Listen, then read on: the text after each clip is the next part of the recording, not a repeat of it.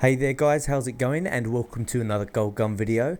Now for those of you who don't know, I'll introduce you to my gold gun series. It's basically where I go through all of the weapons in Modern Warfare 3, getting the gold camo. It started off as just something to do to get some of the more rare weapons that you don't see used very often, gold camo, to check out what they look like. But now I'm going through all of the guns, and with my extensive playtime with each gun, it gives me a good opportunity to tell you guys what I think are the best perks and proficiencies, and what I think is the best playstyle to use of each gun.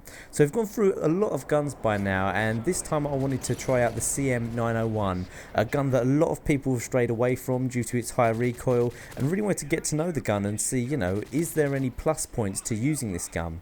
Also, before I get on with the rest of the commentary, I'd like to quickly say, if you'd like to vote on what gold gun you'd like to see next, of course you can leave a comment in the comment section below, and I also have a website now with a forums that I'm very active on that you can go visit. That's in the description. We have over 700 members already, and I'm posting on there every day, so maybe you can go on there, go in the video section, make a poll about what gold guns you want to see and what videos you want to see in general. We can chat about all kinds of stuff on there.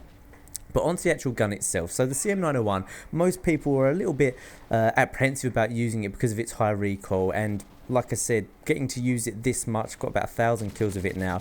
I really wanted to see what was the big advantage to this gun. So after careful use, used it a lot, and after careful analysis of the gun statistics with the official stats from Infinity Ward themselves, it's really hard to tell you what is the advantage of this gun. And I know this sounds a bit weird. Personally, I think the main advantage is its iron sight. As you can see here, it's got a really, really clear iron sight.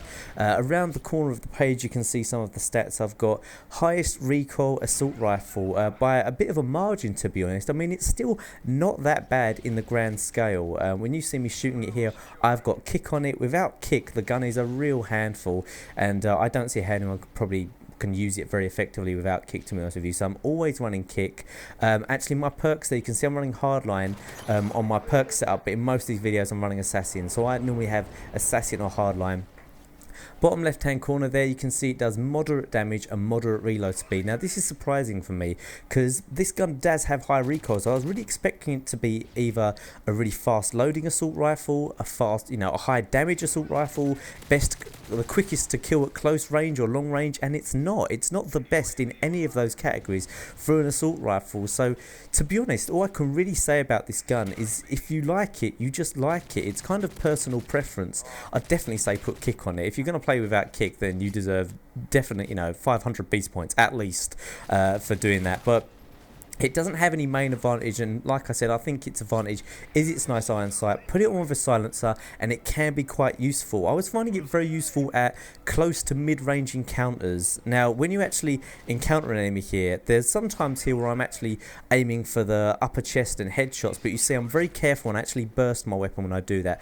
Most of the time when you find yourself in close quarters combat situations, you want to be aiming around the stomach area because of the high recoil in this gun, and I've found that it does actually take people down pretty quick close range. So the statistics don't really say it should for any particular reason, but it does take people down relatively quickly at close range if you aim for about the midsection. Seems to work for me.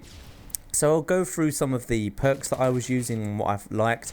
To be honest with you, I used blind eye mainly because a lot of the time I was playing on my own, and I don't know about you guys, but when I'm playing with a team of people who I can't trust that are going to play well and that aren't going to give away loads of kills and kill streak stuff, I just really find blind eye a bit of a must, to be honest. Most of the time, if I didn't have that, I use sleight of hand because I just like the feeling of being a lot quicker in the game in general. I find it tends to help me in general, and I don't know, it improves my confidence, I think, just to be a faster kind of soldier. So I normally go for sleight of hand or maybe scavenger, but I was using blind eye a lot of the time here just to stay off the, well, not stay off the radar, but so the helicopters and all the stuff in the air didn't get me.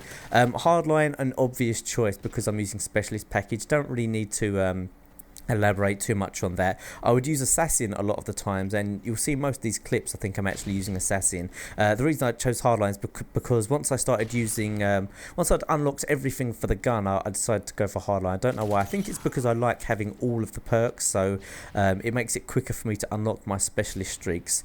Marksman again is a perk which, I mean, to be honest with you, my two favourite perks are Marksman and Stalker. Not Marksman, Stalker. And Marksman and Steady Aim in the final one. But Stalker isn't bad. Once you get used to Stalker, and I see a lot of really good players singing the praises of Stalker, and I can understand why. This gameplay here, this actual clip, I know it's not gold camo, but this was the closest I think I got to a MOAB while using this gun, so I thought you might want to see that, and you'll see what kills me in the end. And as you guys can imagine, it's something that is really frustrating, because I definitely felt like I was on a roll here. I had the reading of these guys, I could tell where they were going to come from, how they were going to come at me, and I really thought I was on for another MOAB, but you'll see what stops me in the end, and of course it's something kind of annoying. So marksman is the perk that I would choose.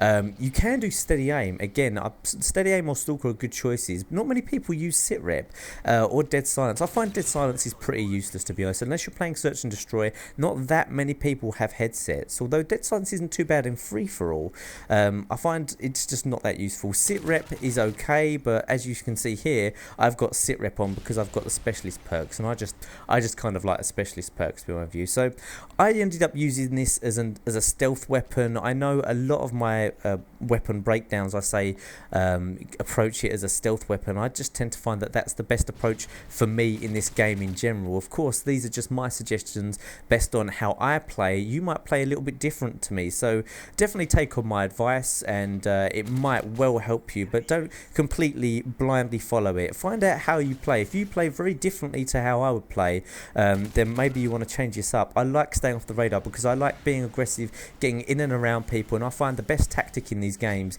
is to be shooting people in the side, shooting people in the back. You want to be minimizing the amount of times that you're running face on against enemies, because not only is it really easy and quick to kill people in these games, the lag and lag compensation means that even if you're the best player in the world, you're going to lose a lot of gunfights. So you want to be shooting people in the side and in the back as much as possible. I find the easiest way to do that is to be like a stealth person, stay off the radar, stay silenced, and just be where they're not expecting you. So that's the reason why I run assassin, silencer a lot. I wish I didn't have to run assassin, to be honest, and I don't use assassin if I'm playing in a team where I don't think the enemy are going to be able to get UAV, but because of the support streak package and UAV, advanced UAV are really easy to get, you know, anyone can get a UAV and an advanced UAV. In the old games you had to get at least a 3 kill streak. That's not what it's like anymore. All you have to get is a few kills, but as you can see, the game's about to end here. I pull out the MP9,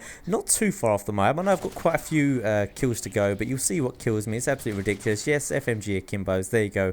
What can you do? That's Modern Warfare 3. But I hope you enjoyed the video, guys. Be sure to write in the comments section saying what gun you'd like to see next, and of course subscribe if you haven't already. And coming up is some more videos of mine that you might want to check out. See you guys soon.